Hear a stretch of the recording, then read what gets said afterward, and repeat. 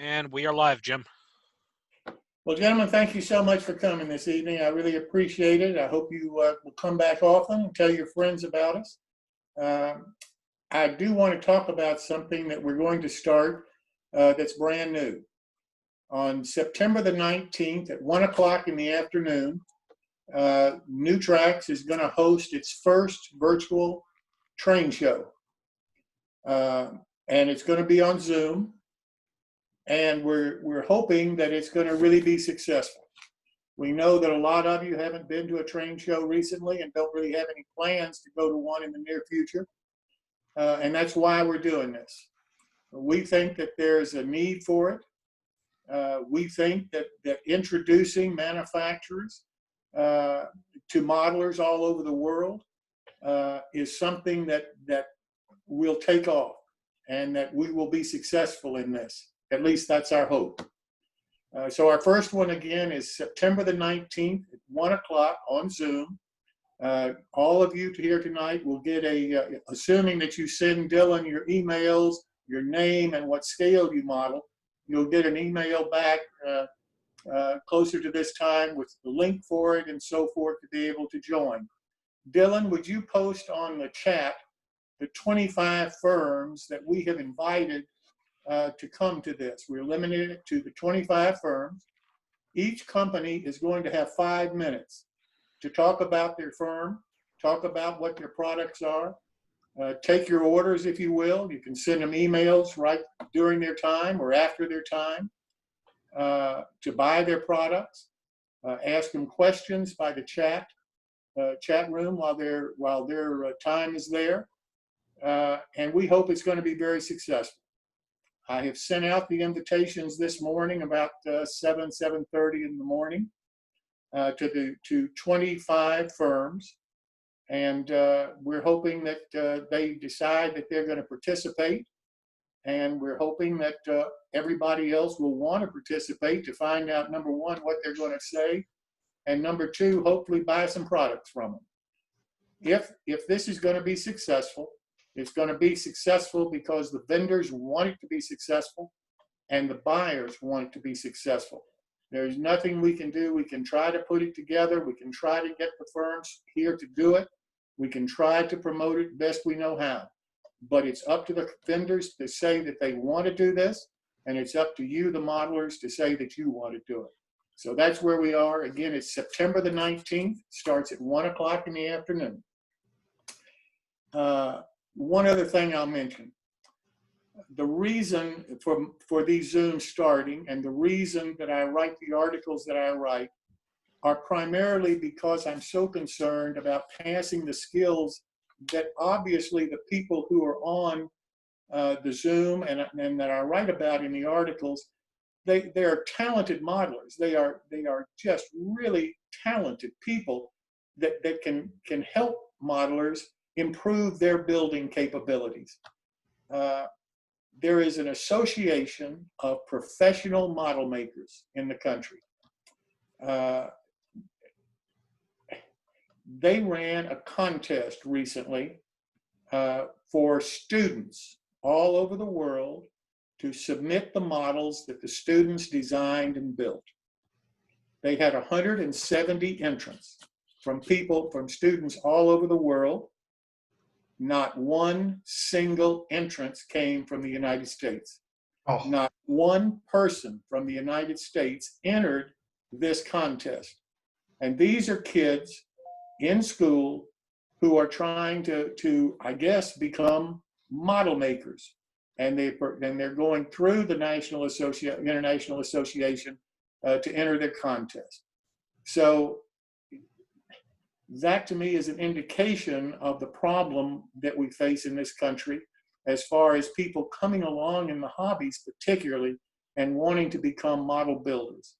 And if we're not careful in the future, when a lot of the people that you've met on these Zooms and you read about in my articles are no longer with us, then their skills are gone too, because nobody seems to want to pick it up and to learn the skills and techniques that these people have. So that's my lecture for this evening. Okay. Mm-hmm. Like to introduce John Lowrance tonight. He's an MMR.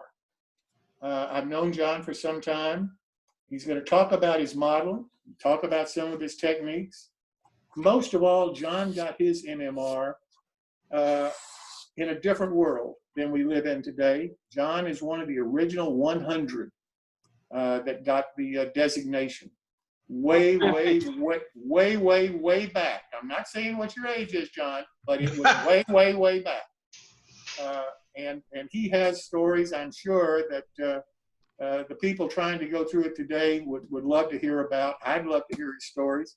And that's hopefully what we'll hear some of tonight. So, John, I will turn it over to you, sir. Well, thank you, sir. I appreciate it. I do want to make a correction. My MMR number is 150. Well, I'm sorry.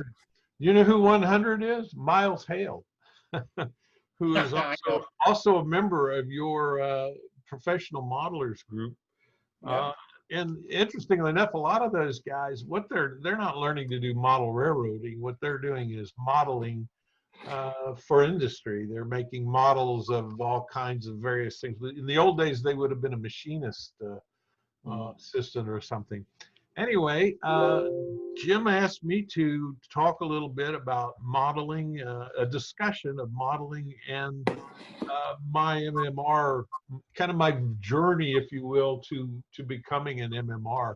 I was telling Jim before we started, that was probably one of the hardest assignments I've ever had. I'm just not used to talking strictly about myself, used to talking about some subject. So anyway, this is a discussion, not a lecture. I'm going to use a PowerPoint because it helps me organize photographs. And I think the photographs will make it a little more interesting than looking at my bald head all night long. At least I hope. But if you have questions, Jim said they're going to leave the mics open. Please ask, stop, comments. It's a discussion, not a lecture. And it will give me maybe a chance to grab a drink of water or something as well. So I'm going to switch over here to screen share. If I can find it, screen share. I'm going to go to Zoom. And I'm not sure what you got, guys. Do you have? I have it. I got you in a hard hat at a Kansas City Southern Roundhouse, judging by the red, yellow, and black. Got it. But you don't have it. You have a full screen. You don't have anything off to the right or left. Yep, we got the full screen. Great. That's wonderful. Okay. Yeah, that's a Kansas City, southern of Mexico. That's the San Luis Potosi Roundhouse right there in Mexico. And I've been working with a couple of friends down there on their achievement program stuff. And we've got a guy down there who is very likely to become a master model railroader, maybe the first one in Mexico. So anyway, that's just a warm-up picture. Let's see. Okay, I'm not getting any response there, so I need to go to book. And there we go. All right. Well, gee whiz, one of the hard things about this is this stuff happened so long ago that it's really a long time ago. In fact, when I stop and think about it, this is the kind of stuff that had been going on before us, paper side cars. And when I first started model railroading, from starting my journey, if you will, we're talking like 1957 or so. And in the interim, what's happened is we went through the metal car era and the Athern metals, the roundhouse metals, the Mantua metals, and we've gone through the Craftsman kits and the so many different things, the Ambroid 1 in 5,000s, and hopefully maybe some you guys this will bring back some fond memories. But we've gone through a lot of that kind of stuff. And it's a long time ago. And one of the questions that I've been asked, and Jim, maybe you've been asked the same thing. I mean, what'd you say? You're number 200 and 202. 202. Okay, well, hey, you're back there on the NMRA's list with all the red line guys, the guys that have passed away. Well, you didn't have to say that. I didn't say how old you were, John. Oh, I'm older than dirt, unfortunately. But that's one of the things that I've been asked. I don't know, maybe you've been asked the same thing, but do people ever ask you, was it easier to get an MMR back then or harder? It was harder. I don't know. That's a hard question. And you know what? You know why I say that?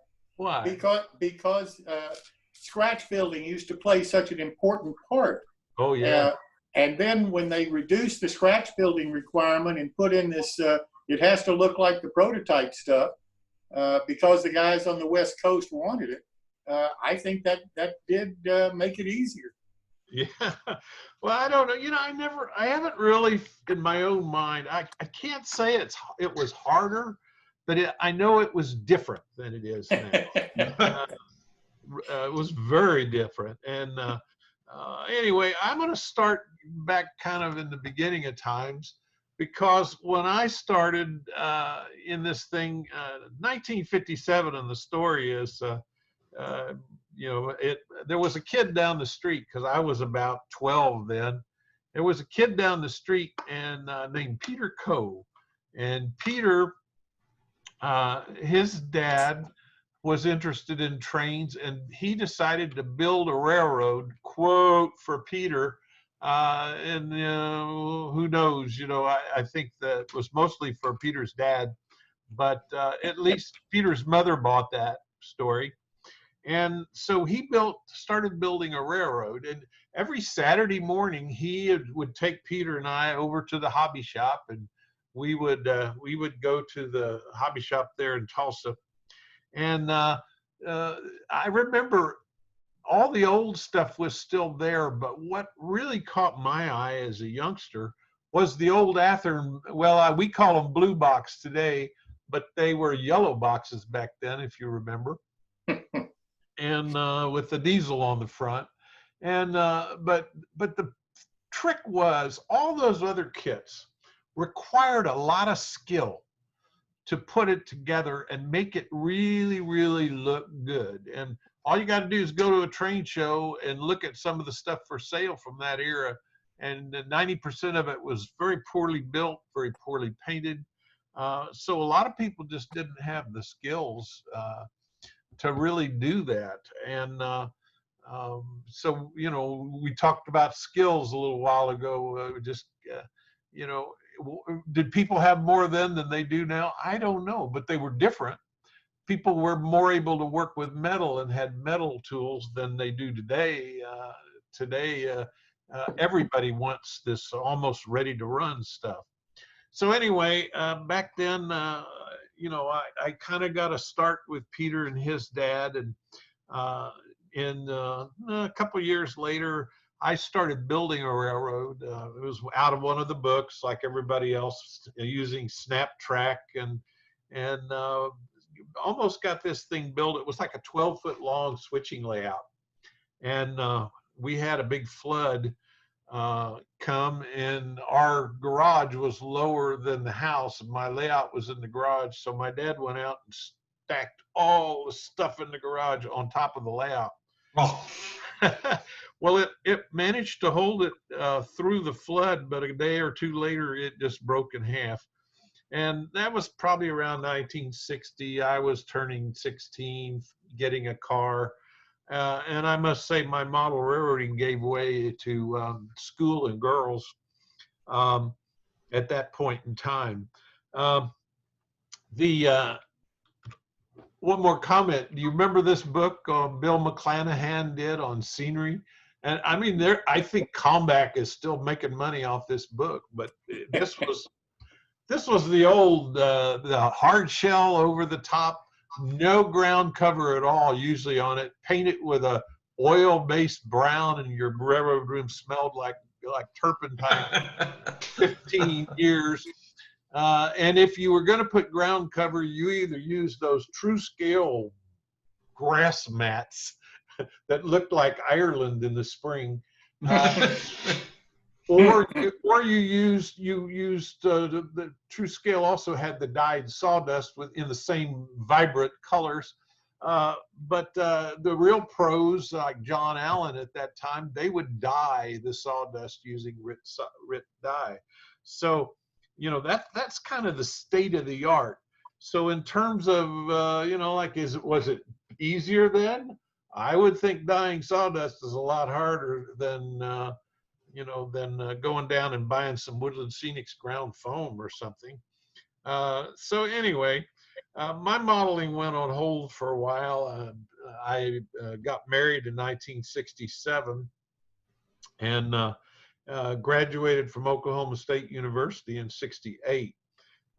And at that point in time, we had very little choice whether we were going to be in the military or not. Vietnam was raging. And I got my draft notice several days before I even got to graduate from school. Didn't even get to attend my commencement ceremony and went in. But so I ended up at Lackland Air Force Base at Wilford Hall. And for a period of time, there was always, you know, some problems with trying to get together. But before my wife was able to come down, I was living in the barracks and was there with, had a roommate in the barracks named Joe Puccio. I don't know if anybody knows him. I haven't heard from him in a number of years.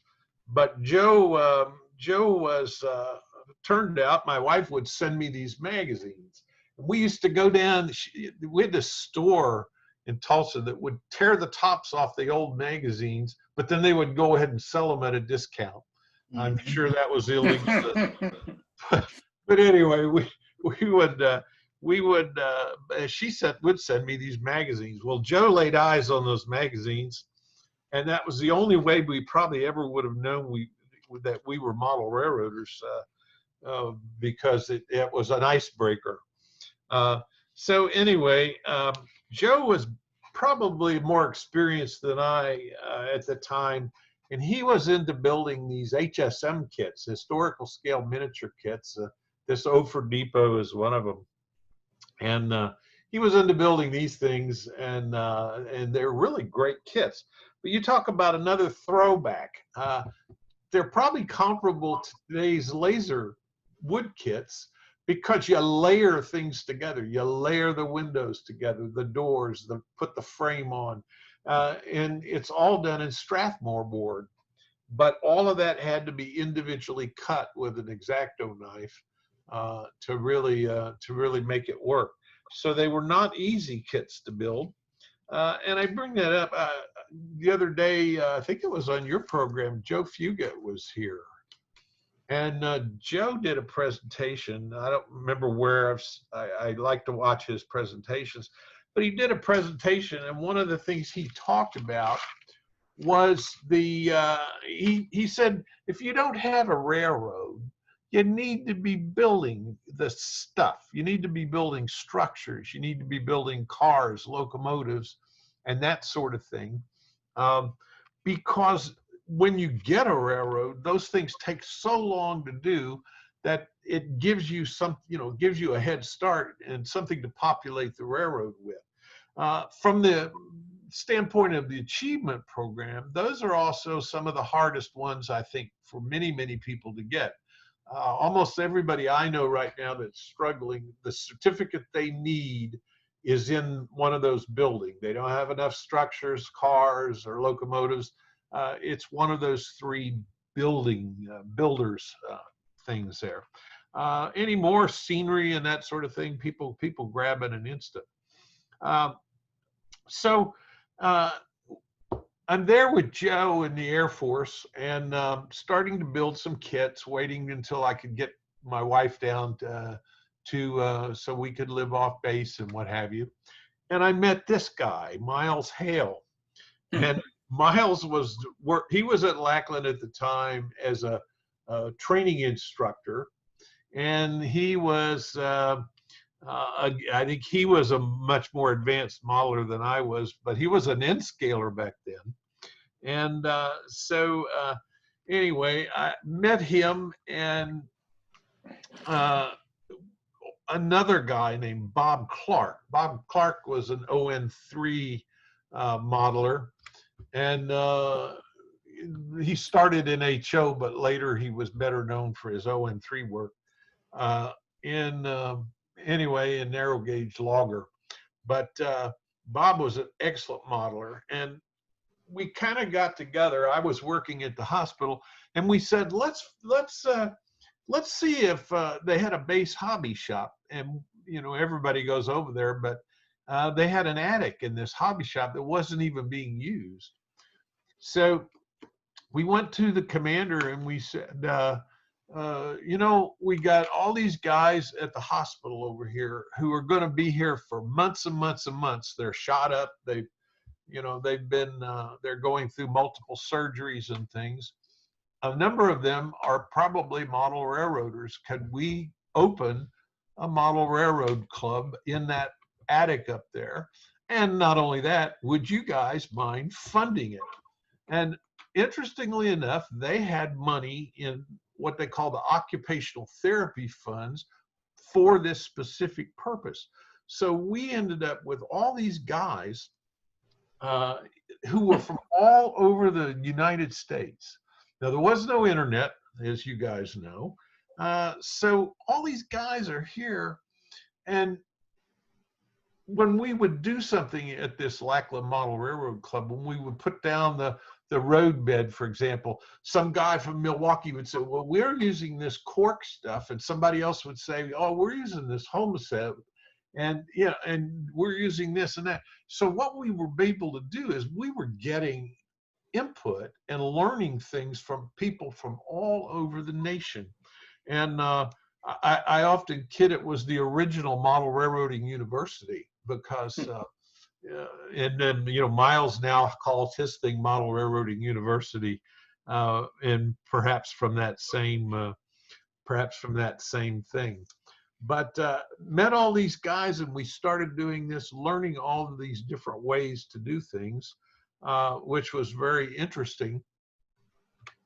And again, started building things. Wasn't building too much for their layout because, well, they had the money for the layout. The Gov had lots of money. We had very little. I had almost none. So started building things. One of the first things that I ever won anything or put in a contest was this little historical scale miniature Queen Anne house. They still make these. It's still a gorgeous model. And if you build one of these right, it's still head and shoulders above a plastic model of the same thing. And a little bit of work. You see the kind of crude stand. And as Joe Fugit said, build them because these things will stick around for years. So here's that house again in its current home there at the San Antonio Model Railroad Association. So these are, anyway, I would build a bunch of these kits. I took a bunch of models to my very first convention, which was a LSR convention held in San Antonio. And at that point in time, I think like a lot of people, we had no idea what the NMRA is or even the LSR. Didn't really much care, except that we had this competition thing kind of going among the clubs, and the Lackland guys said, wow, you're really building some nice stuff. Why don't, we need you to come to this thing and enter this, because a lot of our members were NMRA members from other places. And so I took a bunch of this stuff and did pretty well with it in terms of points and things, even though most of them were kits. So what I did next is I said, well, you know what? I'm going to really try to win this thing. I'm going to try to build something that might really win a contest. And just kind of looking that over, I think all of you here have already probably figured this out, but you need to get maximum scratch built points. And that was true. That was true then. I don't know if it's changed that much. Somebody else could tell, but either way, the fewer commercial parts that you put into that thing, and you better list them all and on that contest sheet. At this point, I wasn't even really concerned about the achievement program. I was just simply trying to win a contest. And since I had no railroad of my own, you know, I could spend 6 months on one building. That wasn't a problem, just sitting there at the kitchen table in the evenings. But I figured out what you really need is you need to put individual boards.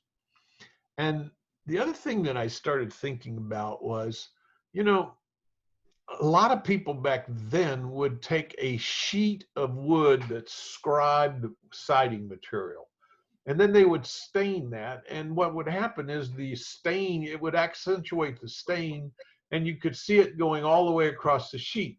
The scribes meant nothing. So I said, I'm going to use individual sticks here, and it'll get my point count up. But I'm going to make and treat each of these individual sticks individually, and I'm going to try and make it look, you know, like, see the dark boards and the, you know, the boards are all different, but they're the same. This structure I ran into was Chuck Yunkert did in Railroad Model Craftsman, but it apparently at one time might have had a sign or some kind of addition, lean-to or something built into it. It didn't matter. It gave me the idea that I'm going to put a sign on mine, so I put the Coca-Cola sign on here, and had to develop a way to do this. Now, there's a story, I guess, in this, and the story is sometimes ignorance breeds creativity. I don't know, you know, if somebody had said, oh, here's a good way to do a sign, do it this way and yada yada, I might have done that, but I didn't know about that. And back then there weren't a lot of signs. So is it easier, is it a harder argument? In a way it's easier because there's a lot more ways to do stuff now than there was then. There's more ways to do signs. You can develop on your computer. You can print your own decals, blah, blah, blah.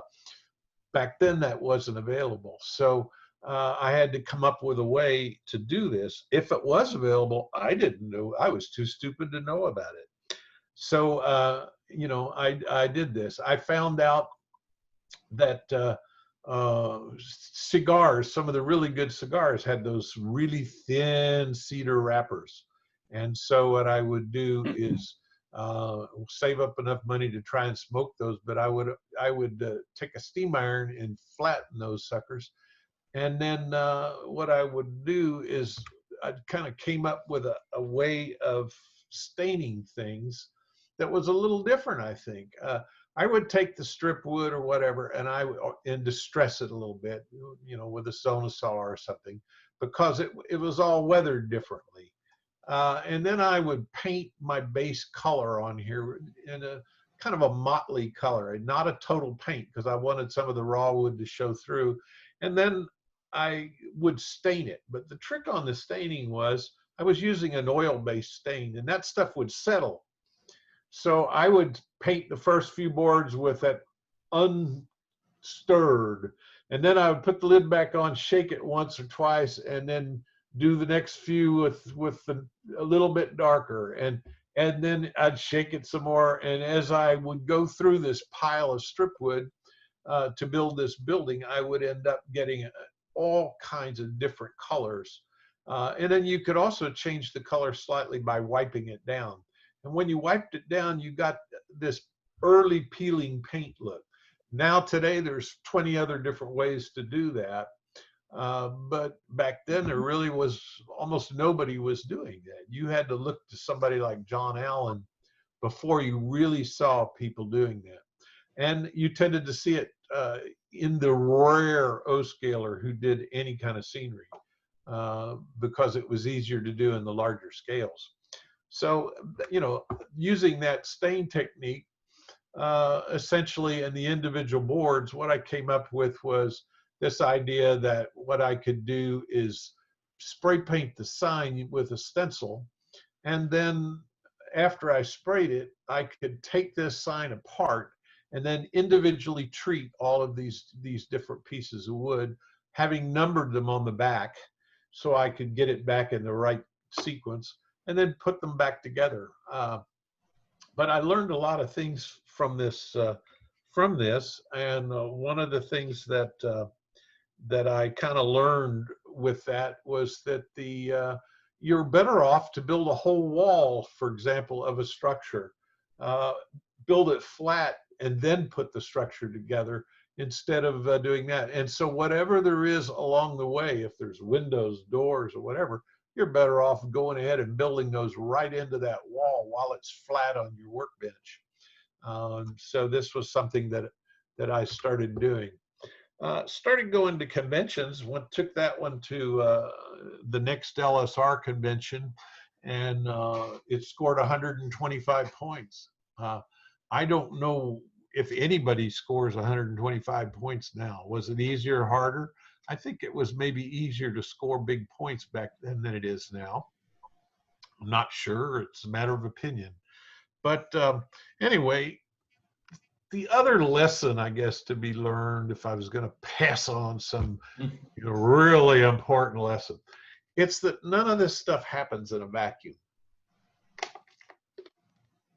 You know, it's creative ideas feed off of one another, and they feed off of other people. We had in the Lone Star region back then, anytime there was a convention in Dallas, John Allen would be there. You know, now John Allen, I was just a young kid. John Allen didn't know me from Adam, but he was still a wonderful guy. I remember once, right before he passed away, I was going out to California on a TDY, and was going to be there for 3 weeks. So I called John up and I said, John, you don't know me or remember me, but we met at the Lone Star Region Convention, and I'm out here in California. I'd sure love to see your layout. And he said, well, any weeknight is great. Well, problem was I was tied up on weeknights, and I was hoping to be able to come on the weekend. He said, John, I'm a photographer and I do a lot of weddings and things, and that's when I work, is on the weekends. But he said, any of the weeknights is fine. Just give me a call when you get here. Well, I thought, I'll do it next time. That was a mistake. Next time never happened because he passed away. But another guy I met was, through conventions, was Gil Freitag. Gil and Virginia Freitag are icons down here in Texas. Gil is, he's also a master model railroader. I think he's 83 or something. But Gil's been more than just a friend. He's been a mentor to me, and is one of those guys that will always share whatever he wants. And you know, that's kind of the premise of the achievement program too, is that once you get it, you need to share it with other people. And Gil was living up to that long before he was ever an MMR, but he was one of the early MMRs. So anyway, none of this happens in a vacuum, and being around all of these people, Cliff Robinson and Bill McClanahan and John Allen and Gil Freitag and some of these folks, just being around them and going to their clinics and stuff is a learning process. And I sometimes wonder, are we really learning a skill, or are we learning an attitude? And it's the attitude that these guys have that is probably more important to me to learn than really the skill. And especially today when I could go online and see skills, but you're never going to see the attitude that we were talking about earlier for the folks coming in now. Anyway, this is about 1970s now, and a bunch of stuff was happening. We still didn't have, there's no digital photographs, which is one of the things that made putting this together hard. There was no, no computer, there's no DCC, there's no, actually, styrene wasn't even something that everybody used yet. But there were more things coming around, and the Walters catalog finally started growing a little bit. And so my next big project the following year, this would have been for San Diego 74. The coal bunker, by the way, I took to Atlanta, home of Coca-Cola, which was, everybody said, well, that was really smart to put Coke sign. It was 100% serendipity, but because Atlanta is the home of Coke. But it worked out really well. At the national contest, most of us have been through that drill, and we know that you're never going to score the points at a national that you do at the regional. Was it harder? Was it easier? Well, a national contest back then would have 300, 400 models. Unbelievable. They would be judging for 24 hours. And today, our contests, the builders are kind of, there aren't as many of them, and the contests really show it. So I think, is it easier? Heck yeah. I wouldn't even take my stuff for merit awards, take it to a contest. It's probably easier than some of the local merit award guys will be on you than that. So anyway, my next project that I took was to San Diego, to the national convention there, and I'll talk a little bit about that in a minute. But I kept building kits. Even though I was doing scratch building, I kept building the kits because I enjoyed them, and I was learning a lot of stuff from them. But if I was going to give any advice to anybody, it's embellish the kit. This is our railroad at the club, and Walters makes these wonderful buildings. Well, Bill Wisher was the guy that, he's since retired, but Bill and I talked many hours. And back in those early 70s, about all you could buy was Vollmer and Keebry and the foreign plastic structure kits. And those things, they looked like Europe. And you had to really work to make them look American. But then suddenly, they started coming out with, the Bachmann came out with that corner block series. Those were American prototype structures, and that was a really great thing. There were starting to those resin kits, and I forget the name of this company. Does anybody recognize that? It's these were cast resin, and you had to trim the sides, and very difficult to work with. But what I would do is I would always modify the building so my railroad didn't look like what I used to kid around and call the Walters Railroad. I think the early on kits were Magnuson. Magnuson was one of the better ones. This one was not Magnuson, and I can't remember. Anyway, it's not important. The key thing was, though, these were new, and they were American prototypes. Here you can see the old Queen Anne house in the back, but I would embellish and change the kit. 99% of the people that I go to layout tour after layout tour, and you walk in and you go, oh, there's the Walters Railroad. Because they'll build the kit exactly like the cover of the box. They'll even paint it exactly like the cover of the box. And so I've got a couple of things that over time, if it's plastic, it needs to be painted. I absolutely will not use raw plastic. It never looks right to me. I want to add it. Here, what I've done is I've made a triangular building out of what was a square building, and was able to cut enough window section out of here to make that a relatively easy conversion. Gutter downspouts, additional details on the roof, hand-painted signs on the brick, the electrical wires and things coming in, and interior, and you can't see the front, but things like that. The Woodland Scenics Texaco station, which is no longer a Texaco, I think it's a Phillips. They got a cease and desist order from Texaco. That's how it is. The lawyers run everything. So, but the picture on the box would have this one way. I totally changed the layout.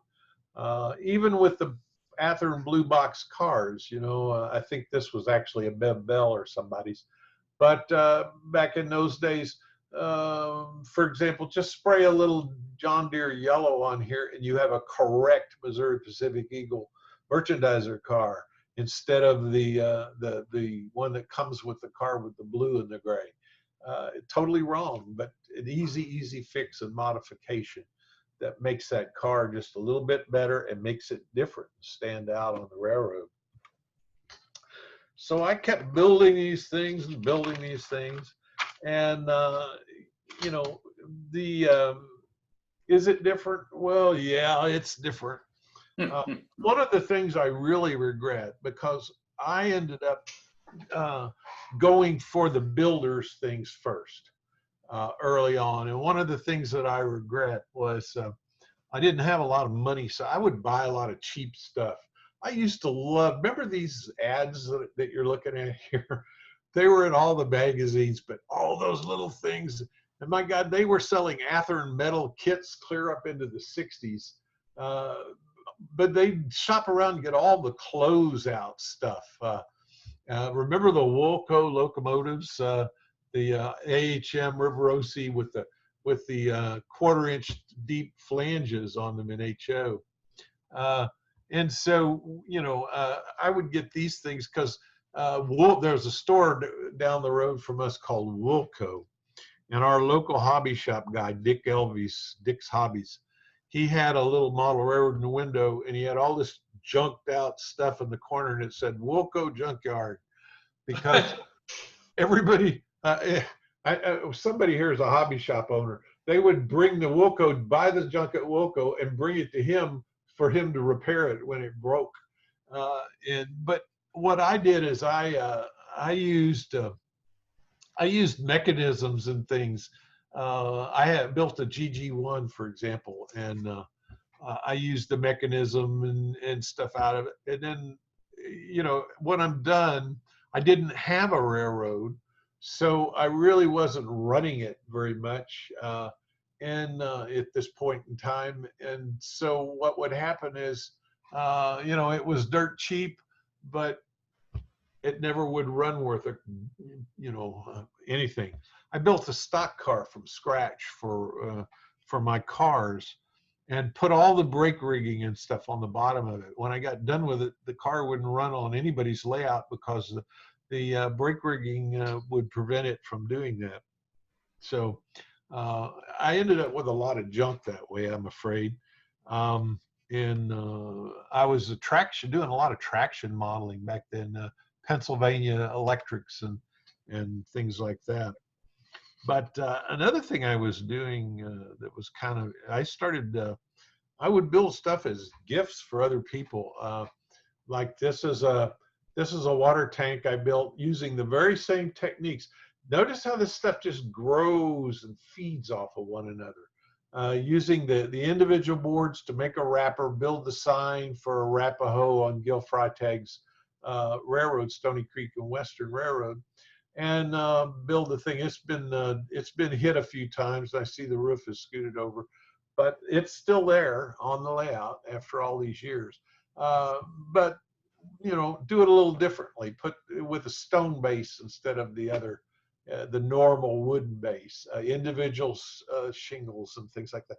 But that's built as a gift because it's just fun to, it's kind of a way to repay someone that you really did. I built a little scene in a glass box, one of those old octagonal glass boxes with the brass frame around it.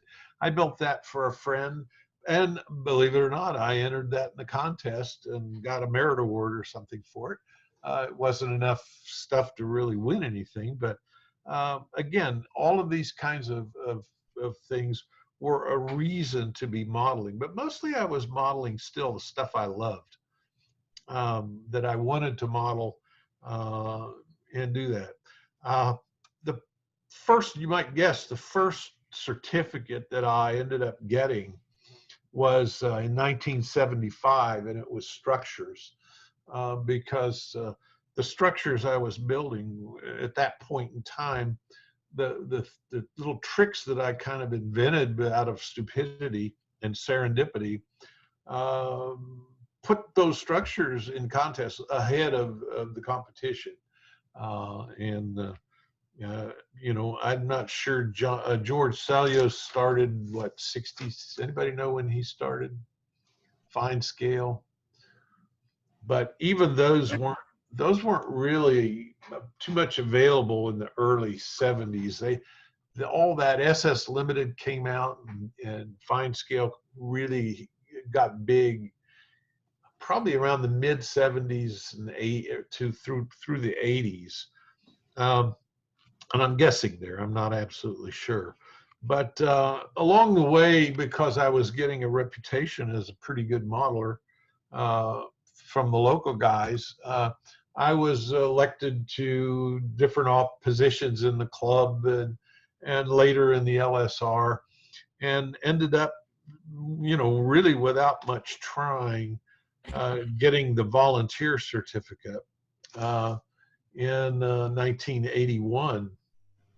But in 80, I pretty much wrapped up. I got official in 79 because those things just sort of started adding up, official and volunteer. And you just have to kind of keep track of what you're doing and do it. In the meantime, we had bought a house, and I was designing a railroad for the house, and getting ready to do that, and that opened up some other areas for me. But the other thing that I started doing was a lot of photography. In fact, my first cover ever was for the NMRA Bulletin at the time, and that was back in 1983. There's that Queen Anne house again. And this is a bridge that we are now using at the Railroad Club. So these structures just, boy, Joe was so right. These things just keep becoming useful as you go through and develop and build different layouts and what have you.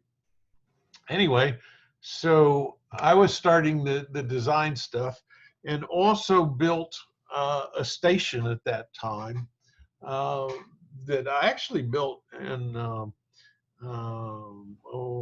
74. It was the first place diorama winner in San Diego at the San Diego National Silvergate Convention, I believe they called it. And anyway, but I built this thing, and again was building all of these things like that tank and stuff, using this individual board by board construction with wood. And so I finally published this with the Railroad Model Craftsman. Back in those days, that I would point out, Tony Kester was the editor, and going to Atlanta, Tony found me in the contest room and said, "You need to write an article on that." And not only did he say that, but he was helpful and coached me in how to do that and what they wanted, and in the photography, which was at the time a lot harder than it is today. Is it harder? Is it easier? Anything you're going to do with photography is so much easier today than it was then. And trust me, if you weren't around then, it is much more difficult in those days. So this was on the cover in '84. It took that long for me to actually get around to doing this in the midst of kids and trying to make a career and that sort of thing. But in that article, what I did is I explained this board by board, glue it right onto the plan procedure. Now it's interesting, over all the years, this has never taken off, nor has anybody really copied it. Never seen an article, about this or anything else. But essentially, what we're doing is we're making Xerox copies of the plans and just working all the way across the wall segment. And so that you're putting each individual piece of wood, you can look at it and see it out of your little stockpile, and do that. In this particular case, I also had to do for this station all of this trim overlay, and I literally built that in one piece and just knifed it off right on the plans. I did not glue it down. The only glue on it was the glue that oozed from the joints, but just in case you're interested. But when you're done, you end up with a whole wall segment ready to put together, just as if it were a plastic kit or something. And was able to come up with, out of ignorance because nobody else was doing it, things like the board and batten. You know, instead of trying to put a batten and getting it straight on the board, you just glue the board flat and then turn one on its side for the batten. Flat battens, and just flip it. And you end up, when you come to a window, you just leave the opening for the window and ultimately build the window right in. So this was a technique. I really thought it might kind of take off, but it never really did. Never really did anything. But it's still out there. And interestingly, I can't believe no one's come up with it. Again, about this time, I was starting building my railroad, and I literally built the railroad from the ground up and started doing all of this kind of stuff. And building the railroad, it all feeds on one another. Building on the railroad then forced me to start thinking about some new things. And one of the things that I started thinking about right away was backdrops. And there's a funny story. Miles Hale and we were building our railroads about the same time, and we were best railroad buddies, but we had this little bit of competitiveness going. So Miles is ahead of me, and he's doing these corner wrap backdrops. He called them Sykes, and he would literally curve the wall to the roof, and then in the corners do a compound corner so that there were literally no upper corner lines in this room anywhere. And for photographs, it was absolutely tremendous. The only problem was old Miles used masonite for his wrap. And every time we would go over there, and he used, remember the old the paste you made with flour and water and stuff? I don't know if anybody is old enough to have used that, but he used that paste on this stuff. And every time we turn around, the bugs would come in behind the wall and eat that paste, and he'd have holes in his backdrop. So I said, I don't want to do that. Later, we discovered you could use Luan plywood, and which accepts regular plaster and wall mud and wall tape beautifully. But those bugs sure were a problem over at his house. I just was glad I didn't have them at mine. Didn't want them at mine. I wasn't going to feed them, so I just wrapped the corners on mine. So that got me ahead of him. And so I was, fooling with this stuff. Now here's how it feeds. Remember, everything feeds on previous things. And I had done that stencil for that Coca-Cola sign. So what yeah. Oh, hold on a sec. I think I. Oh wait. That's I think Jack was having an issue. Uh-oh. So I did that Coca-Cola. I thought somebody had a comment or something. I did that Coca-Cola sign using stencils, and I thought, you know what? Why not paint clouds that same way? So so I got out some photographs back in those days, 35 millimeter slides, and I would shoot them against a wall and then draw the clouds. And anyway, that was kind of another innovative idea that came out of that. And I called Miles and I said, Miles, you got to come over here and see this. So he comes running over to the house and he says, does he say, oh, that's great? You know, nothing like that.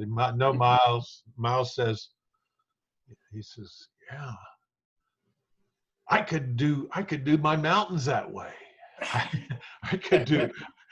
So anyway, that whole thing, that whole story with Miles kind of led to the two of us doing a lot of stuff together over the next few years. But we published this in Railroad Model Craftsman. And we even gave them, you know, showed you how to draw your own stencils. And we would go to clinics. We started doing clinics on this at the conventions. And my God, back in those days, some of those convention clinics would be 200, 300 people. They were almost auditorium rooms. I think Atlanta, I remember Atlanta was huge. But in Valley Forge, just millions of people were coming into these things. So anyway, we people were going, oh, do you sell these? So actually what happened is we started selling them. We started making them. We cut them on a bandsaw and we started making these stencil kits and selling them. They're still available today through Walters and through Model Railroading University. But that was our stencil painted clouds. We published, Miles and I together in June of '86, another article by Railroad Model Craftsman called New Horizons. And this was where we added the stuff on mountains and doing mountains and cities and using the stencils to do other things. This, of course, led to more products, but we did that kind of stuff. Is there any employees of Comback here with us today? I don't know if I should tell this story or not. I don't see anyone here, but it's up to you. Okay, well, it's an insider story, but I'll share it with you. I sent this article originally to Model Railroader magazine, and I really liked Andy. Andy Sparandio was a Texan back then, but oh golly, what was his name? There was one guy there that was a really good, nice guy modeler, but most of those guys were part of a business model. And so we sent this to them, and they had a practice back then. They did it on another article that I did. They would write you a check for some piddly amount if they did not like the article.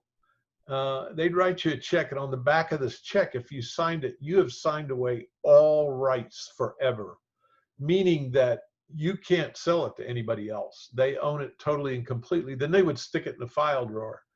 And basically, they didn't think this was a good idea. They thought it was it wasn't really a good idea. And we did the unthinkable. We said, send it back. And nobody did that to Model Railroader in those days. They were the absolute king of model railroading. So they reluctantly sent the article back to us, and Railroad Model Craftsman took it. And not only that, they printed the New Horizons subsequent article.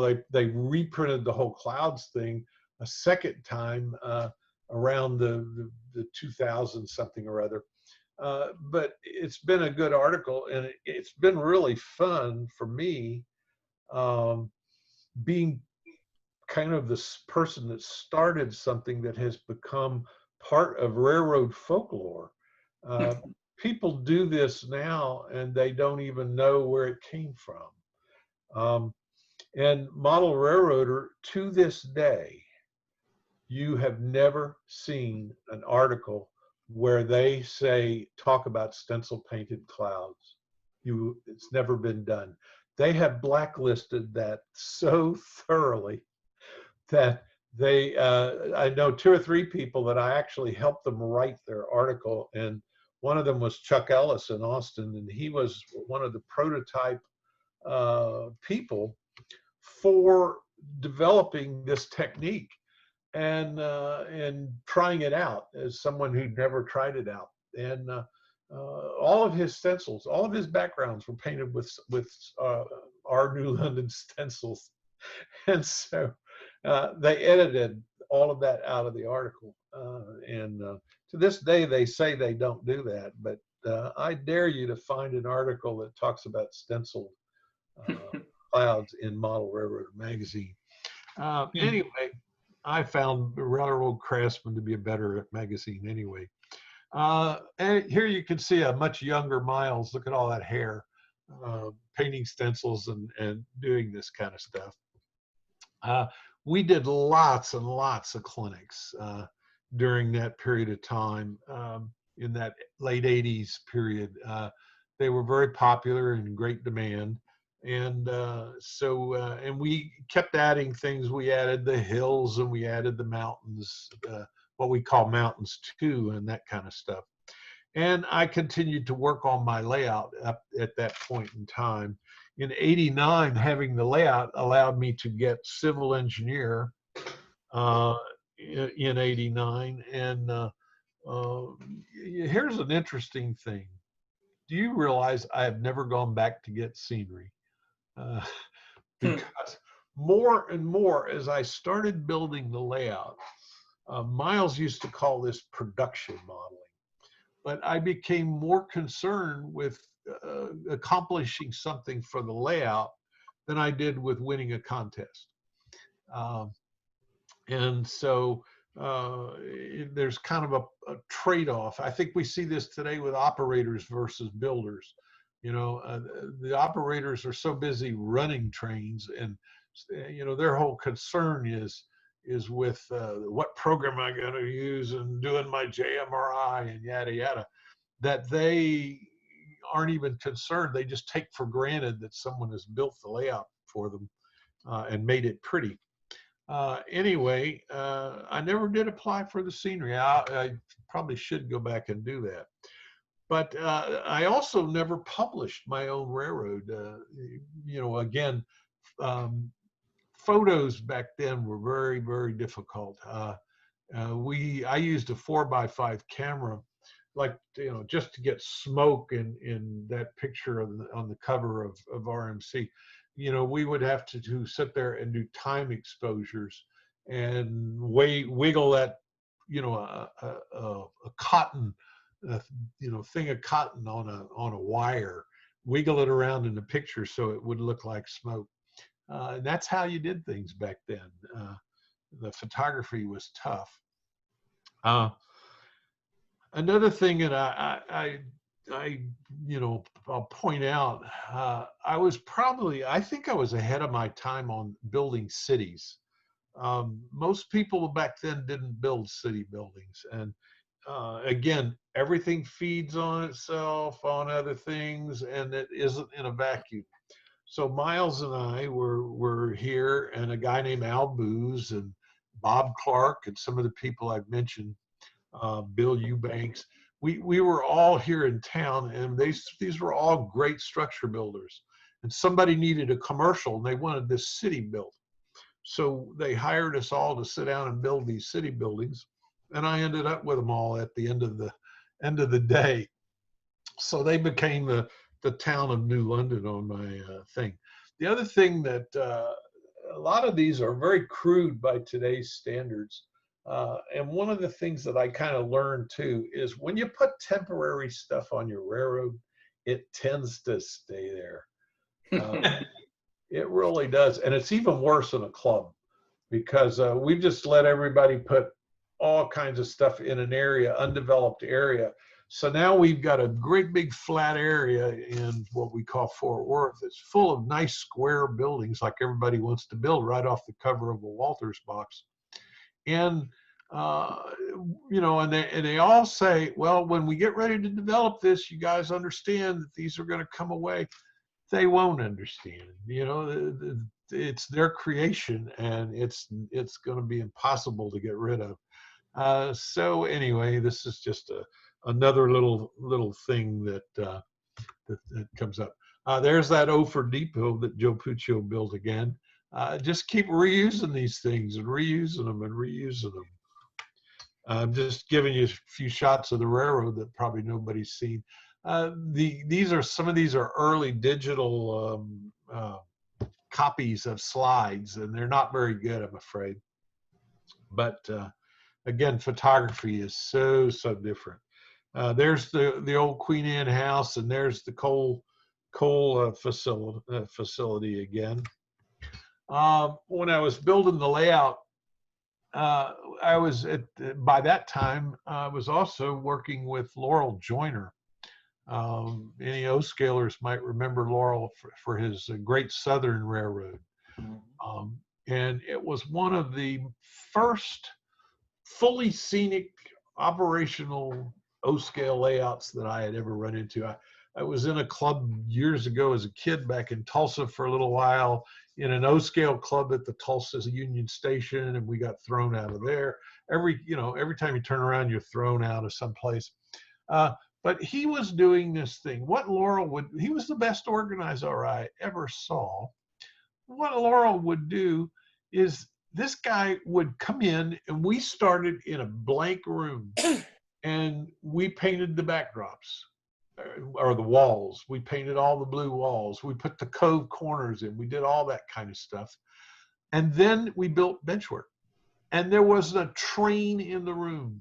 They were all stored somewhere else. The only thing that was in the room was what we needed to do Benchwork. And he was an architect, and he was building this stuff, this Benchwork, and it was out of 2x4s and 2x6s. This was for O-scale, and mine is HO, but his premise was, I can buy 2x4s and 2x6s cheaper than I can buy a good straight 1x4 for all that stupid L girder stuff.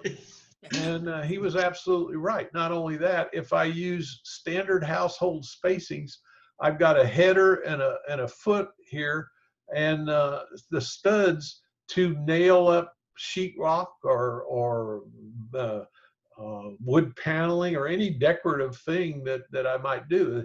And so he and I said, Laurel, we got to put this in a clinic. I think we actually did this clinic at a couple of the O-scale national conventions, but it never really got into HO, never got much publicity, but we called it stud wall Benchwork. But it's a whole lot cheaper, and we used it there at SAMRA when we did that. So unfortunately, I never really got to finish. There's a picture of Laurel. And we sent an article in for him in '87 on he called it Opus and O. He had done a series of articles in O-Scale magazine, but all 10 readers enjoyed them. So there just weren't that many people reading that magazine. So we sent it into the NMRA, and he got an article in there, and several over the course of time before he passed away. Anyway, unfortunately for me, I moved. The neighborhood we were in was not really holding up very well, and so we moved into another neighborhood, and I had to tear down the railroad. And interesting enough, because I was on from the beginning, the construction crew, Miles and I and a couple others, building the Great Southern. I kind of took a diversion toward that and toward O-scale stuff at that point in time. And it was really fun. It was really a different experience. But by that point, I sort of quit doing the achievement program. I guess the disadvantage of doing it too early is that, I don't know, it's kind of like a Vita or something, high flying adored. you've kind of been there, done that. You got the T-shirt, and you know, it's kind of moving on to other things. And Miles again said it best: production modeling kind of became more important. I guess that's why I've never gone back to do scenery. I've done thousands of feet of scenery all over the nation. Miles and I, for a period of time, actually built model railroads. Miles and Fran Hale and me and some others built model railroads professionally for people, built structures and things like that. Anyway, that brings us to it. In 1989, I got the MMR certificate. I thought, I'm going to go back and get all 10. Never did. Scenery I've earned 20 times over. I mean, all I got to do is, it's the proverbial, all I got to do is fill out the paperwork. And I haven't seen fit to do that. There was no, is it easier or harder? It's certainly different. There was no golden spike at that time. That came out later. And if I were advising a young guy right now, I would say that golden spike, because everything feeds on one another and it's not in a vacuum. By using that golden spike as a starter point, it's going to force you to find a prototypical something, you know, hopefully a prototypical railroad, a prototypical period in time that this railroad exists. And that's kind of what the golden spike is about. And then turn around and build a couple structures for it, build a, you know, a car or two or whatever you're going to do, but it gets you started in a whole bunch of the different certificates. And then proceed from that, because once I build that, if I were doing it again, I would certainly take that golden spike scene and I'd make sure that it was going to be a part of the model railroad where I could drop it in or whatever, maybe like a modular guy does. But anyway, so that would be a good starting point. Also, I would advise them, keep your records. I always kept all my contest sheets long before I even thought about going, you know, the AP program. The irony of the AP program is Miles Hale became our achievement program guy for the LSR region. And oh my gosh, he would just drive you crazy till you did it. And I think he got Gil Freitag to do it, and Gil Freitag always said, "I'm not going to get into politics." And Miles actually talked Gil into doing the MMR. He was, I think, 83. Laurel Joyner was 90 or something. And he got Laurel to do it. Miles was 100.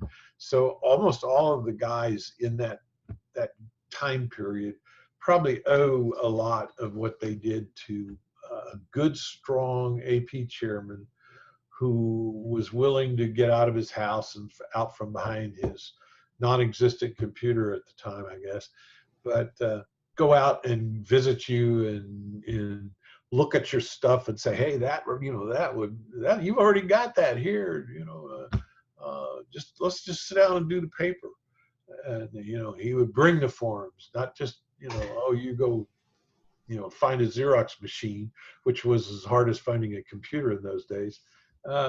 You know, and I mean, he literally would do this for you and get it and make it so that it was harder for you to say no to him than it was to go ahead and fill out the paperwork and do the work. So I don't know. Anybody got any comments? It sounds like he basically pushed people. You know, it sounds like this guy basically pushed people to be better. Hold on. I just realized the spotlight was still on, so you're probably not even how many we put to sleep already? John, John, this is Jack speaking. Well, Jim, I hope that's what you were looking for. Yes, sir. I couldn't be happier. I think it's wonderful. I Go ahead, hear anybody. Jack, go ahead. When you hear me? Guys, hold on. I think John's got a technical issue. He can hear we can hear him, but he can't hear us. Can you guys hear me? Can you hear me? Yeah, we can hear you. I can hear you fine, Jack. Okay. Hello? I can I hear can't you, hear John. anybody. Oh, wait a minute. Yes, now I know what happened. Okay. My volume pedal on the computer went out. I somehow pushed it. Oh, I couldn't hear anybody. So anybody that's been talking, I don't know what you said. Can you hear me now? I can hear you now. Yes, just like Verizon. Okay. Jack, go ahead. All right, I got a couple of questions, John. When you're building flat and you're staining, are you bracing before the stain, or are you bracing after you stain? My what? You're staining individual boards or Yes. sheet, whatever. Are you bracing the walls Oh, bracing. before? Bracing. Yes. No. It's fun. It's funny. I brace them before I assemble them. But for example, the water tank wrapper, I don't want to brace it. I want it to be flexible on that tape. I just tape. No.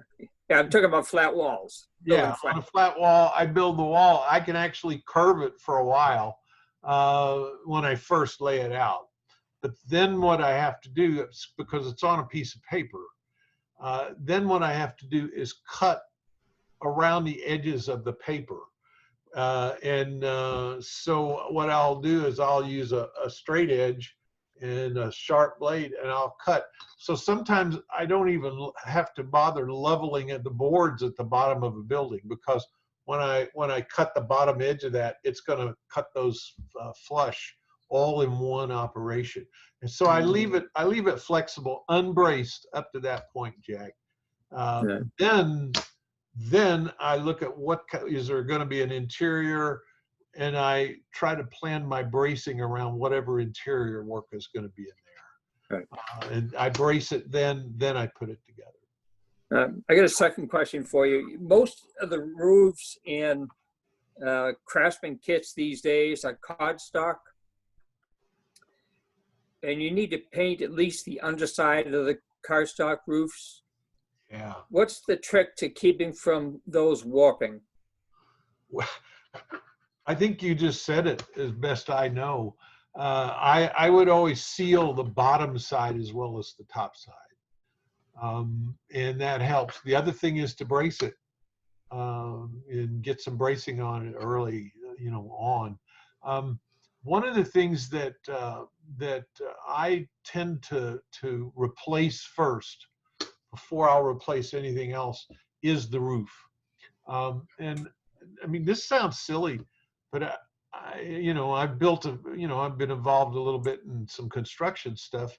It's easier to put a ridge pole down a building and lay rafters, and then just actually build the roof up just like the real ones are built up, especially if I'm going to put individual shingles, or I like to use a lot of that Campbell corrugated tin roofing, because down here everything is corrugated. We're the king of corrugation. But I like to use that. So if I'm going to do that, I like to build up with using strip wood, build up the roof just like the real one was built up, and then I don't have to worry about it warping, because it's built just like the real deal. That's not a very good answer, but otherwise I brace it. I have to. John, I'd like for you to maybe think about talking about what you mean by the attitude toward building. Well, and not just the skill, but there's an attitude that goes with being a builder. Yeah. Do you disagree? Do you think it is? No, I 100% agree. I just like to hear you talk about it a little bit. What is the attitude? Well, I wish I knew that exactly. Part of the attitude is learning that anything can be done. The places that I stall most when I'm building a project is when I come to something I don't know how to do or I've never done before. And that's where, that's when oh, you know, I'm gonna look at it some more. But where I find if I'm a little unsure of myself, I remember as a college kid, I worked pipelining. You're just feeling good, huh? You're feeling good and you want to run. Uh-oh. Hey Bob, I think we're picking up your wife taking the dog out in the background. So anyway, I was working for Hold on a pipeline. sec. Sorry about that. Okay, I was working for a pipeline, and you know, I mean, we would come to some obstacle, and I'd be sitting there thinking, "Oh, this can't be done. You can't dig a ditch through this. You can't lay pipe through here." And sure enough, they'd bring out some machine from the, you know, an auger or something from the, you know, from the plant downtown. They'd bring it out, and you know, and I'm going. The attitude was, we can do anything. If you have the right tool, we can do anything. So you know, I think that's part of the attitude is that, hey, I can do it. I may not know exactly how to do it right now, but if I think this over a few minutes, and maybe I might have to buy a tool, something else. So we all end up with all of the multitude of tools. You know, you call it attitude. Yeah. I call it confidence. It's confidence. It's it's your knowing on the front end that if you see something you want to build, you may not know all the answers when you see it, but you know just as sure as you're sitting there that you can figure it out and you can build it. And that confidence to me is a lot part of the attitude. You know, and I think the attitude, that confidence is better now than it ever was. You know, I don't know if any of you remember this book. Yeah. Al Armitage did this way back, and I remember we had a young captain come to our club, and at Samra, and named Bill Eubank, and Bill gave me that book, and he literally was doing stuff in the styrene, and we didn't know what styrene was. But once I learned to build in styrene, I almost quit building in wood, because you can do anything in it, you know. And most of the guys I know right now, they're working on their locomotives and things, they're not building in brass and stuff. Neither did I. You use styrene because it's so much easier. And you build a traction or a critter or something instead of a New York Central Hudson. You know, is it harder? Is it easier? I think materials are making it a little easier for the building things than they ever were before. But confidence, yeah, I think that's a good word for it, Jim. Let me ask you another question, John. When you build your building, when you build your car, how do you know, at what point do you say, yeah, that's finished, I'm ready to enter that? How do you know that? Well, I tell you what, I learned it's hard. You get a standard, essentially, whatever that standard is. Me personally, and even at our club, I managed to convince people when we were setting this thing up and first starting, that we need to be, we need to make a standard that's higher than just slapping stuff on the railroad. And that, you know, we have to teach some people. But we were real lucky. We had a bunch of MMRs there. We had a whole group of them in one club, which was phenomenal. But you set a standard. Then when we would go out and try to build railroads professionally, Miles sometimes would say, you know, wait a minute, you know, you're going way beyond the standard. You know, when we talk to a customer, he would get a sense for what level of railroading they were at and what it was that they expected the railroad to look like. And, you know, because and the way you would frame that is, well, you know, it's $200 a foot, fully built and scenic to this level, but if you want this level, it's going to be, and that tended to, when you put it in terms of money, people would start to scale down a little bit what they're, you know, well, they don't want John Allen quality, they, you know, they want whatever. But I don't know. When do you end? I stop on freight cars and things now way before I used to. You know, I just, for me right now, if you can't see it, why should I? I don't have enough years left to waste. I'm not going to waste my time putting full underbody details with all the rivets, and you know, I'm just not going to do that. I look at the car from the side and I say, if you can't see it, it ain't going on there, because I'm not going to, you know, I'm just not going to do that. So, you know, the bulk brake detail, some of the rods that you would see from a side view, but you know, I just don't completely detail it. Structures, building structures for a layout is so much better than building them the other way, or easier. Because if you can't, I know where the aisle's going to be, I know where the structure is going in. And so I'm only going to, if I'm going to put interiors, they're only going to go on the aisle side. Not going to waste my time putting in a bunch of interiors and light bulbs and all this, you know, and it adds up to big money. You can save a lot of money. So when is it done? It depends on the standard that we've kind of set for a particular project. If that makes any sense, Jack, I don't know. Yep, it does. It does. Thank you.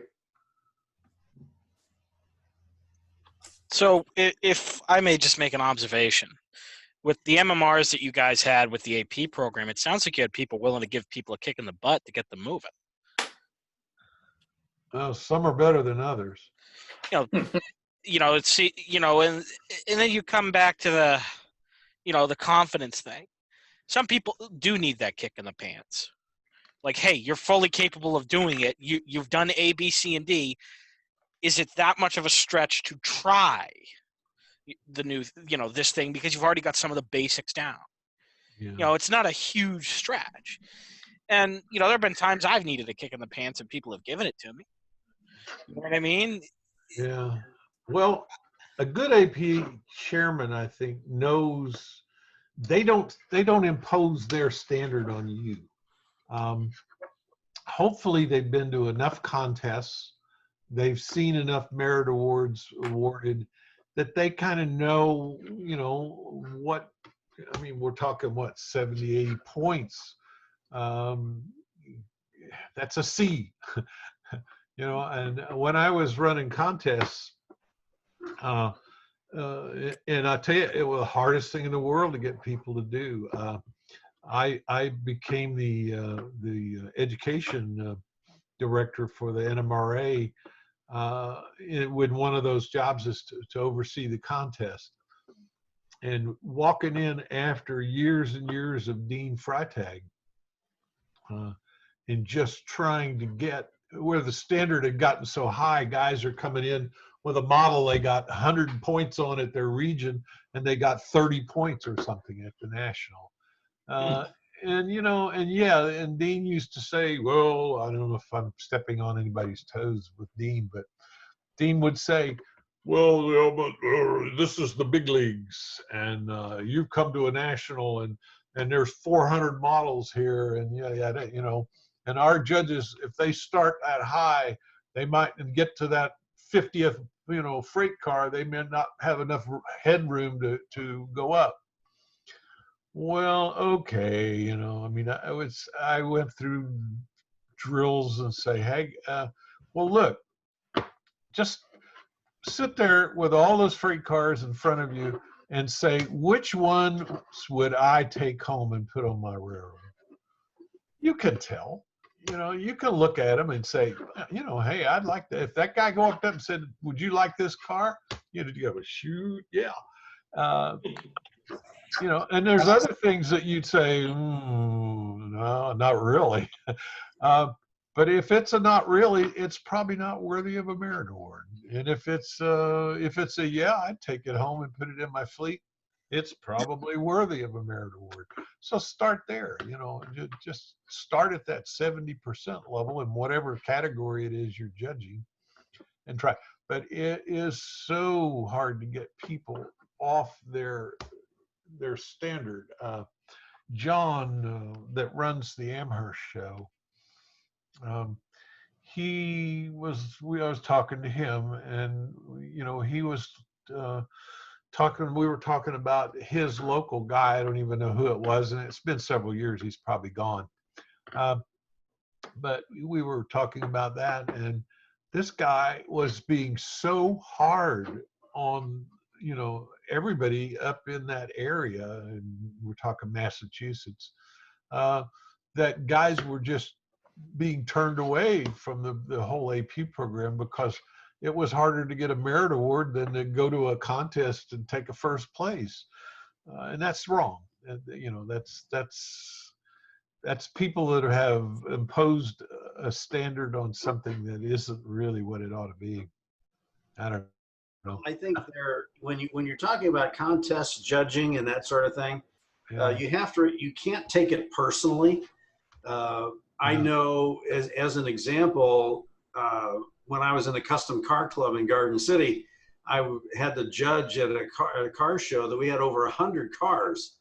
And boy, I'll tell you, the first 10 cars, I nitpicked them to death.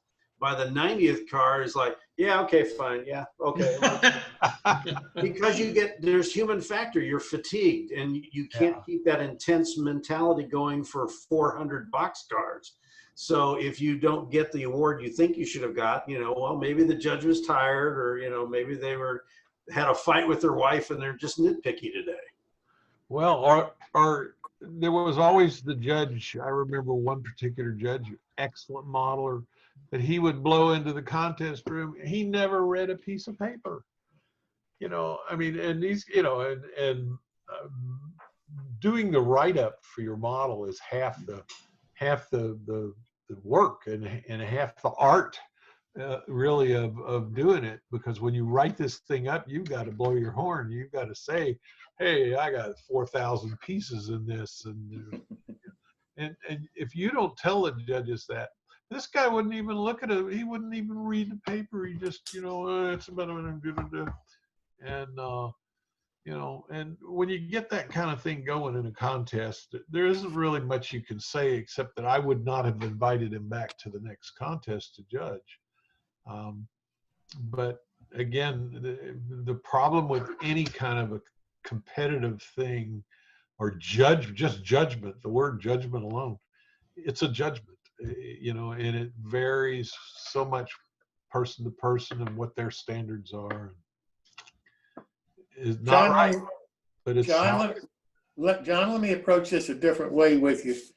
yes, sir. Because of this virus that's going around right now, a lot of the guys don't have an option of going out. They don't have, they're not going to a contest or anywhere. So why doesn't the NMRA say, okay, you can do it by Zoom. You stay in your house, we'll stay where we are. You show us the model and you tell us how you built it. Well, I honestly can't answer your question because I've been basically out of the NMRA management for some years now. So I'm kind of like you. I'm at home, locked up. I think it makes perfect sense. I don't, with Zoom, if you had a portable camera, something you could actually, you know, I don't see why, if I were judging a merit on something, I couldn't say, you know, hey, put your camera down here. I want to see the underbody. You know, now run it along the side very slowly, and what did you do here? What did you do there? I don't know why you couldn't do that. I don't know why it might not be just as good. So let me interject that I've done a couple of virtuals so far. I just did a golden spike about a week ago virtually. Yeah. And about 3 weeks ago. I did scenery virtually, and those are both acceptable to NMRA. Pete Magoon was on another Zoom, I think on one of the NMRA chats, and he mentioned that they're trying to work through this very question. They still require in-person for cars and motive power, I believe. But well, and I think Frank Koch is he is a good guy, and he has kind of 1 foot in reality and in old school and 1 foot in new school, which is good, I think, to have both perspectives. But he, you know, he's kind of I think he's in favor of a lot of it. I haven't talked to him since Salt Lake, but I think we're going to see some big changes. This is, you know, and I don't think it's going to go away even if the virus goes away. I think. Yeah, I did a structures evaluation a week ago, and we did the social distancing at a person's house. You know, and there were 2 of us doing the evaluation. The host stayed in a different room, and we had our masks on, and you know, but we were able to converse. We kept 6 feet apart and took turns doing the close-ups on the model. Yeah. So we were able to muddle through. I would think things like scenery and, you know, they would just lend themselves to that kind of stuff. As long as you have the ability to, I think still pictures probably no. Although in a lot of categories you have to submit photographs, and they've classically been stills. I think any kind of motion picture, or particularly where you could say, let me, you know, can you zoom in on those doors? I want to see those hinges or whatever. Well, the Golden Spike, he had to send me a video showing me that his 2 trains moving. Yeah. And it worked, so. Yeah, and then he would have something showing you the original prototype scene or view. Usually those are stills.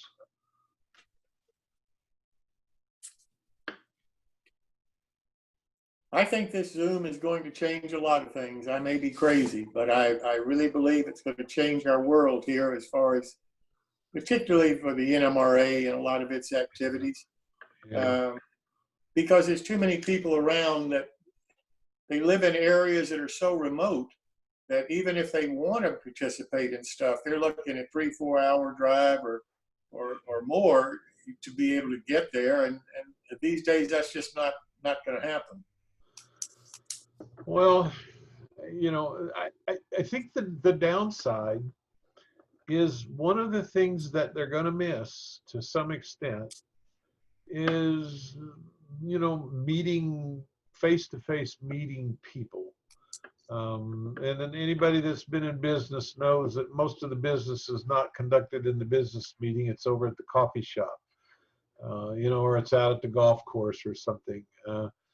And that's where the real business is done. And, you know,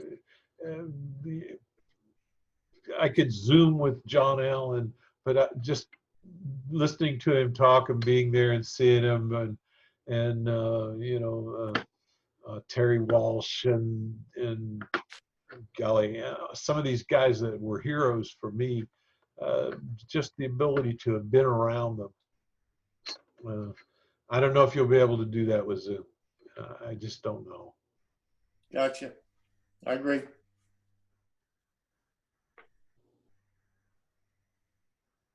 Anybody have any more questions for John? Comments? John, I can't thank you enough for doing this. It's just been fantastic. You're a treasure trove of a period of time that we may never see again, and it may have been a little bit harder because of the lack of kits or whatever. But that was the birth of some of the best modelers around. Ironically, what I've been building lately is a whole bunch of those old kits from the 50s that I never built. And I've just been enjoying bringing those up to a new standard. Yeah. And some of them just look terrific when you do it. Mhm. And they're dirt cheap, dirt cheap. How big is your club layout, John? Our club layout, I did for the Gateway, I did a virtual layout tour that hopefully they'll be breaking up. Our building is 100 by 50. And the layout itself occupies 80 by 40 of that. The rest being fire escape aisles and museum displays and Right, common area, right. yeah, bathrooms and that sort of thing. But it's a big layout. It's an interesting layout because we violated a lot of the rules when we did it. I don't know if I don't know Robert has got Western Kansas Rails, or if he's from Kansas or Kansas City area or not. Dodge City. Where? Dodge City. Dodge City. Well, you were obviously at the Kansas City National Convention, I bet. I was. I've never been to a place where I on the layout tour with the layout design sig guys, we're going around and you're walking in and you go, oh my God, okay, well, ho hum, another excellent, beautiful railroad.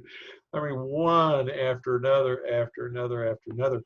So one of the things that's got to be a blur because I was carpooling with 3 other guys. We saw 22 layouts in 12 hours. I know, it's incredible. So we would dash in, we'd run around, take photographs and pictures in the car, 20 minutes to the next one, and we were just, it's all a blur. And they're all in zillion $million mansions. Did you see that one gentleman, he was on State Line Road, that he had the big Union Pacific in his basement? Oh, which Union? Well, he with all the reefer cars.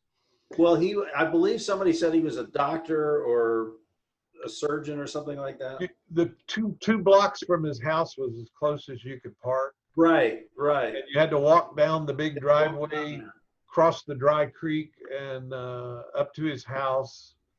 And and there was another house he was building or something across the driveway. I saw that. That was one of the beautiful UP layouts. Oh, gorgeous. And a million reefer cars, and all with the correct different numbers. Yeah. And he had more in drawers under the layout. Oh, I know.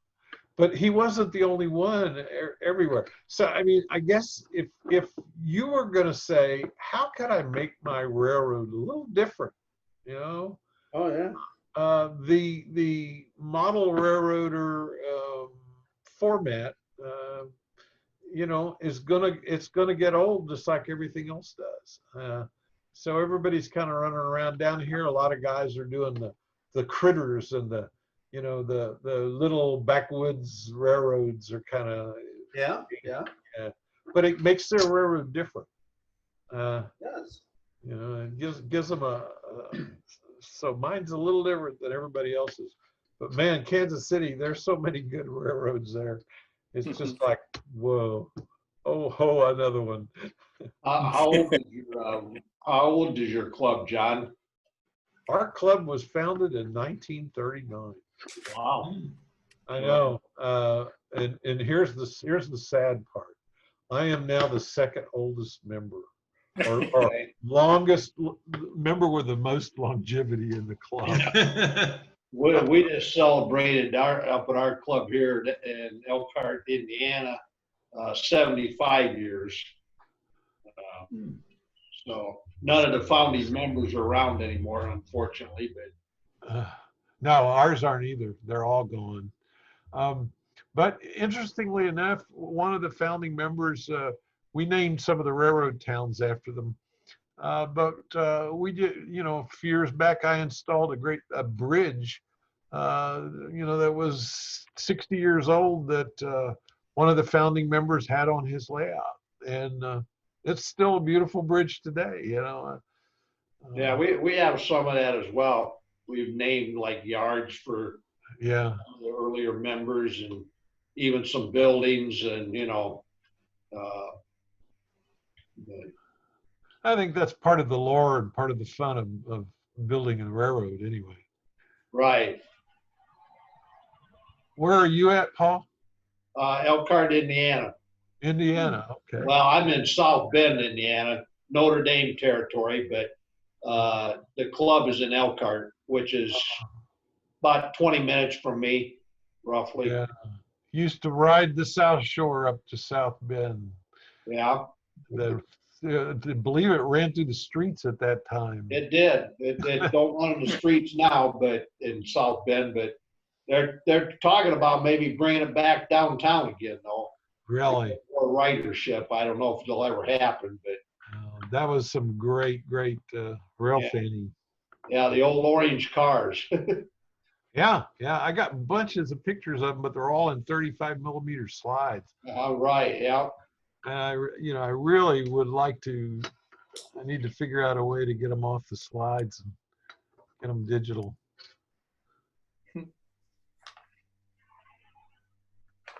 They've got these slide viewer things now that you can use, and you put the slides in, and then it transfers it right to a thumb drive. Yeah. It's fairly easy. Yeah. Well, I've tried. I had the scanner that you put the slides in the lid of the scanner, and yet Right, yeah. the images would come out, tiny. Oh, I know, yeah.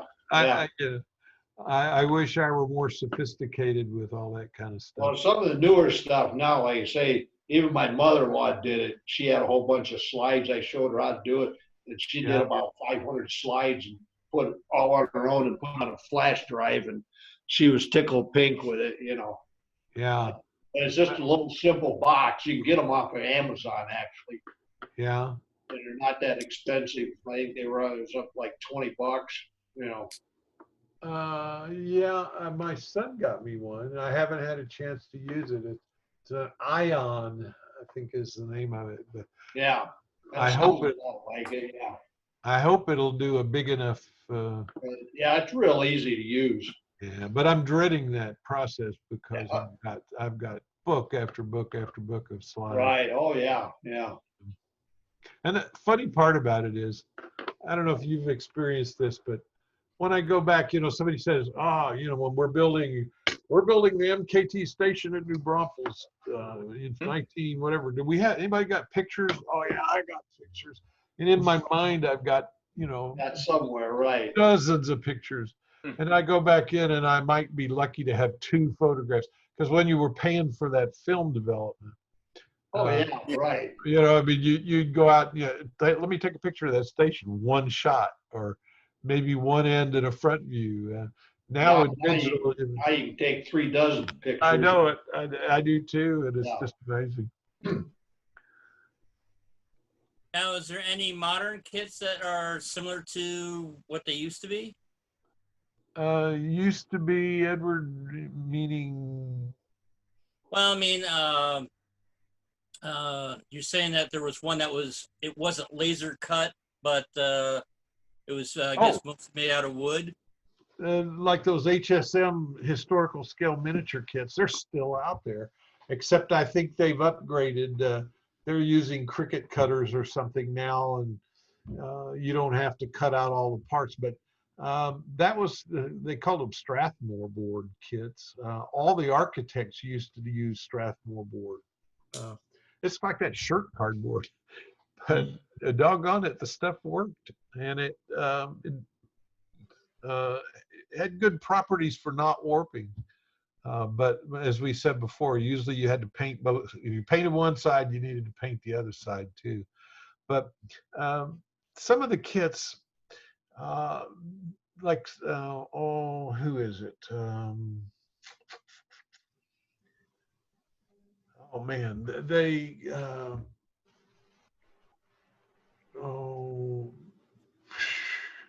man, I can't remember the name of it.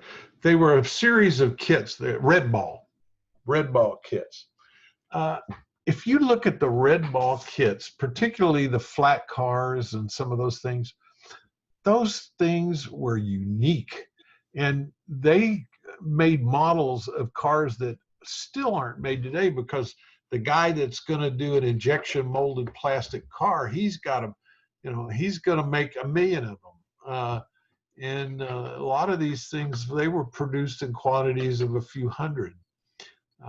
And the castings in some of those cars red ball cars were usually like a soft, almost a lead, and they were highly detailed. And easy to file. The flashing on them and stuff was easy to file off. But when you finish the car, you've got a nice heavy flat car that you can run empty, for example. Occasionally you have to add a little bit of weight, but anymore, almost all the stuff you buy is below the NMRE's recommended. Some of the stuff is featherweight now. Oh, it's terrible. Yeah. And it's so guys can run 100-car trains, but you better have every one of them weighted exact. I mean, the great thing about the NMRA's recommended practice for it is that it gets you to weight the cars all to a right proportion. So a 40-foot car is less than a 50-foot car, obviously, but the cars in a train are going to pull heavy. And I got to say, Jim O'Scale, I was working with Laurel Joyner. I mean, he had cars I can barely pick up. Yeah, I mean, he weighted those cars to unbelievable amounts. And you'd roll those cars on the rail and you could hear the dust crunching. I mean, you know what I'm saying? Garden railways are kind of that way. If you get a good garden railway, if a real heavy locomotive or something, you can almost hear it crunching its way through the track. And once you get used to that feeling, you might have a whole new standard. And unfortunately for me, all my cars are weighted to NMRA's recommended minimum. And I try not to overweigh them, but some of those, going back to Edward's question, those are some of those old cars, they're totally unique. I mean, they're not made in plastic. The only way you can do it is to get one of those kits and put it together, and they're not hard to put together at all. What do they need? Yeah, most of them have obsolete looking brake wheels. You really ought to get some nice brake wheels, and anything that shows those little detail parts sometimes are good to update. Katy couple, they never have Katy couplers. Back in those days, the couplers were off the map, different. Right, too expensive. Yeah, I know it. I mean, I know I've talked to guys, not train shows and stuff, that they don't want anything with KD couplers on it. They still want the horn hook, and they won't buy it if it's got KDs on it. I'm like, really? It's like, they're just old school. Well, even our club, we've set the standard is KD 510 type couplers. No new mini 52s or whatever they're called. The scale 50, coupler. 58, I think. 57. 58, I think. Yeah. We don't even allow those. And the reason is something Joe Fugit talks about, is setting a standard so that the cars all weigh the same. The cars all have the same coupler. He even goes so far as to all the cars, are you going to use intermountain wheel sets? They all have to have intermountain wheel sets. I mean, he sets the bar so high that, I mean, you'd spend a year building one car. But anyway. Well, the real tiny, KDs look great. They're more prototype. But, if you've got a slight dip in the track or anything, it's like, they're not going to stay coupled. I mean, that's the drawback to them. I mean, and so many people will not put any kind of transition curve in their elevations. They just kind of go burp. Yeah, exactly. And that's a recipe for disaster with these couplers. And then if you don't have them dead on for coupler height, if they're sloppy already, you know, and they go, you're going to uncouple. Right. Oh, yeah. Yeah. Yeah. And nothing messes with an operator's mind more than bad operating equipment. They go crazy.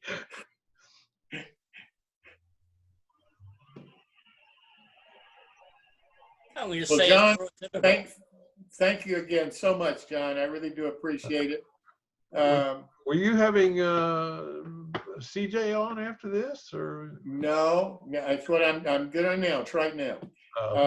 Next time, next Wednesday, Stephen Milley of Rail Scale Models. He owns the company, and Stephen's going to be here and talk to us about his company and his products and his modeling.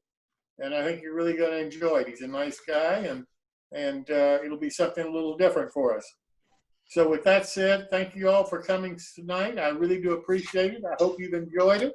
Thank you very I know much. I certainly have. And John, thank you so very, very much. I really do appreciate it. Thank you. I thank you for putting up with me. It's been a pleasure. Thank you.